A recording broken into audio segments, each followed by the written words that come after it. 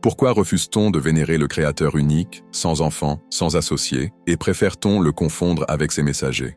On vous a appris à ne pas poser certaines questions, à accepter sans creuser, à croire que tout est déjà réglé, fermé, sacré. Mais dès qu'on ose regarder ces textes sans peur, sans dogme, sans héritage imposé, quelque chose craque. Les fissures apparaissent, et la main de l'homme devient visible. Dans ces textes, les tensions internes sont partout.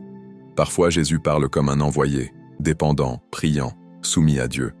Ailleurs, par glissement de sens, par interprétation ou reformulation, on lui prête des attributs qui débordent, qui échappent au contrôle, qui suggèrent autre chose.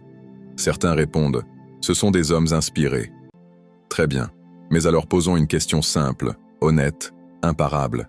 Si Dieu inspire, pourquoi inspirerait-il des contradictions? Si Dieu voulait parler par des hommes, il leur aurait inspiré une parole cohérente. Pas des récits qui se corrigent, pas des formulations qui ouvrent la porte à 1000 lectures opposées. La contradiction n'est pas une marque divine. Elle est la signature de l'homme. Quand un texte hésite entre l'envoyé et l'adoré, entre la dépendance et l'absolu, entre l'unicité claire et la confusion théologique, ce n'est pas Dieu qui parle à demi-mot. Ce sont des hommes qui écrivent avec leurs limites, leurs débats, leurs époques. Et qu'on soit clair, l'islam n'efface ni Jésus ni Marie.